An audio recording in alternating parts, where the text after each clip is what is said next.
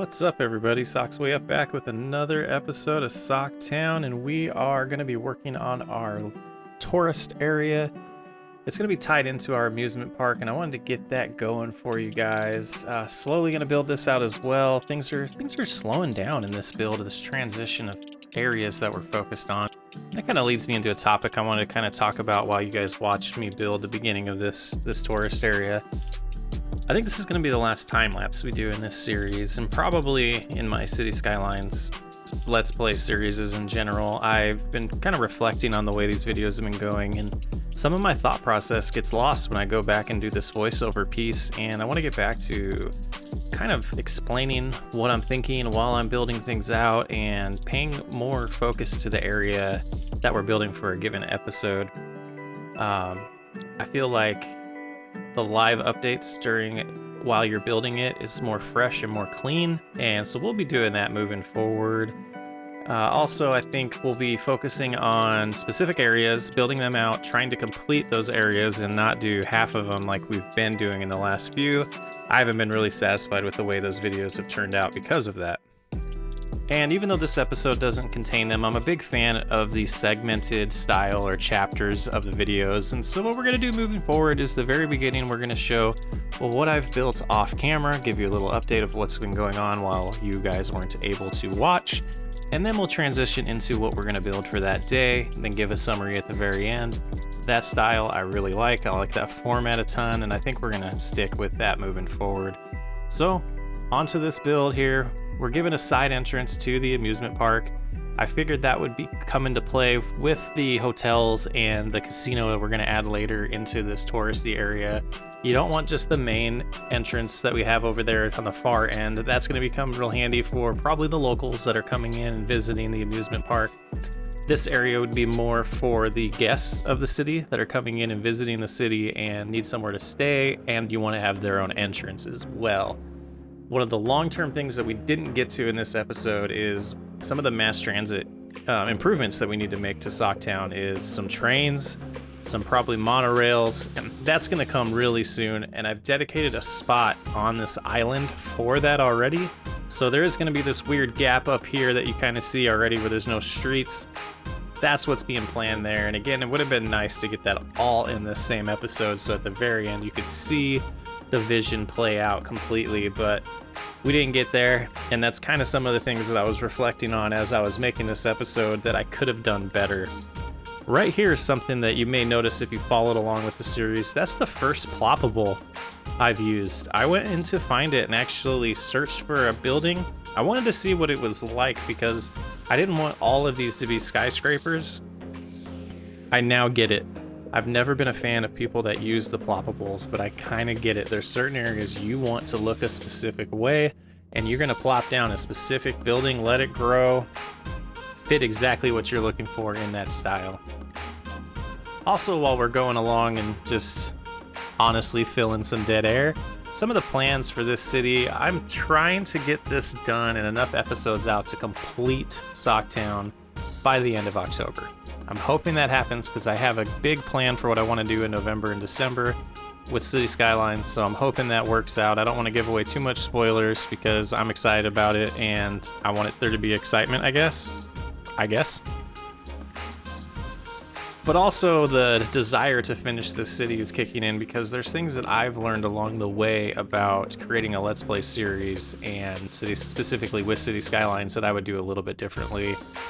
And I'm going to try to adjust to that like I mentioned early on in the video moving forward, but it makes me excited to start from a fresh start.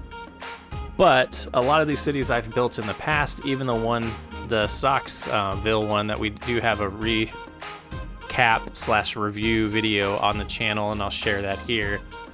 I don't feel like that city was complete either, so I do want to dedicate myself to completing this city, and that's probably why there'll be a lot more small neighborhood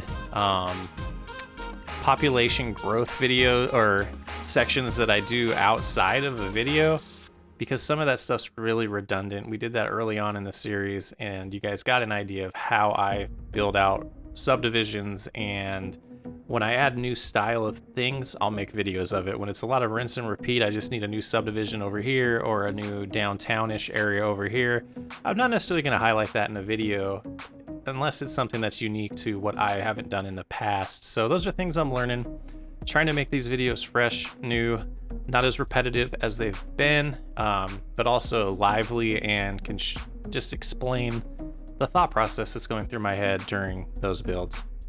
So to some of the things that you're seeing on screen, we added some extra subways. I'm not a fan of the way they were laid out. Honestly, I'm still adjusting to the changes they made to the subways with the Sunset Harbor DLC, and I think I've gotten through it, but I like to have them look a little bit better. So here you can see what we did with the casino. Even though we cut away from it, the idea was to have this centralized large parking structure around the casino. I've seen that in the local ones here where I live in Arizona.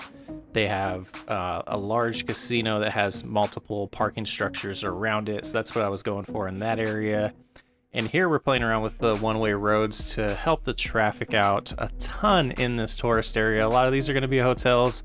A lot of them are going to be maybe outlet shops, I think, were the other things that plop down in there.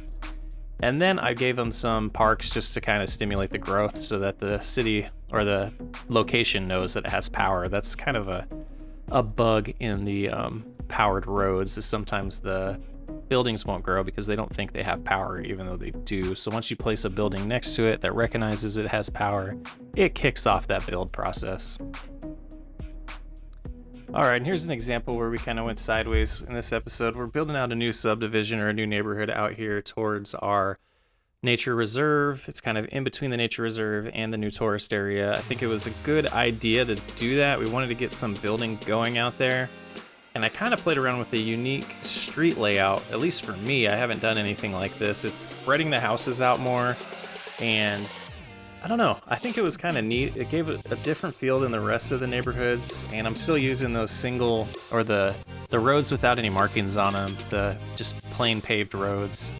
And I was trying to utilize the terrain here and allow the neighborhood to enjoy the terrain and not damage it. Kind of a natural neighborhood, so to say.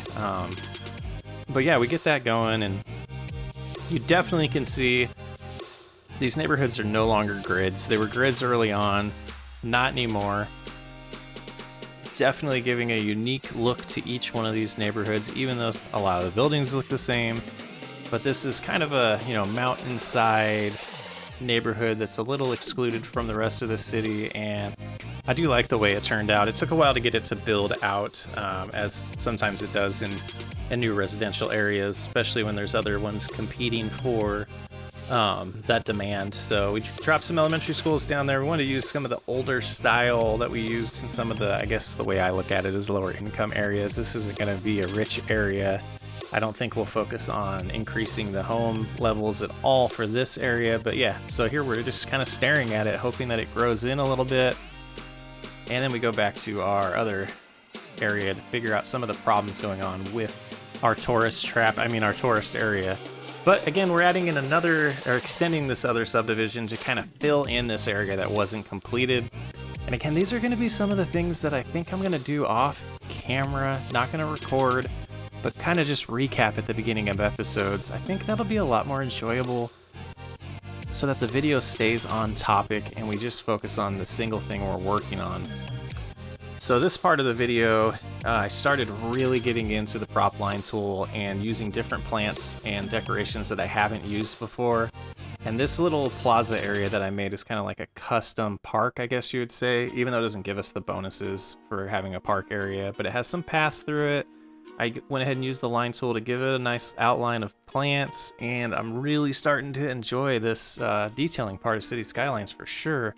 It speeds things up and it makes it less of a drag because I really like growing the city and laying down roads more than the detail, but the fact that I've learned how to do it quicker makes it a lot more enjoyable to me. So that's just a little sample of an area of how we're going to be detailing long term. And cutting back over here, you can see another area where we kind of outlined it with multiple rectangles and then threw some trees into the middle, and I love the way it turned out. It gives it a unique look compared to the rest of the city. yeah, that turned out good. And then over here, we're taking a peek at our other city, making sure it's growing. And I feel like I'm saying 5,000 words a minute. And then no words a minute. Nice transition. So that's going to wrap up this episode of Socktown. We got our tourist area started out. We'll get that finished up later on. Probably show you some updates at the beginning of the next episode. And as always, this is where I leave you. I hope you enjoyed it. Catch you next time as we step up the entertainment value and the quality of content on this series. I'm excited to share it with you guys. I'm excited to take my time and make more gorgeous builds and finalize this Socktown to be what I envisioned it from the beginning.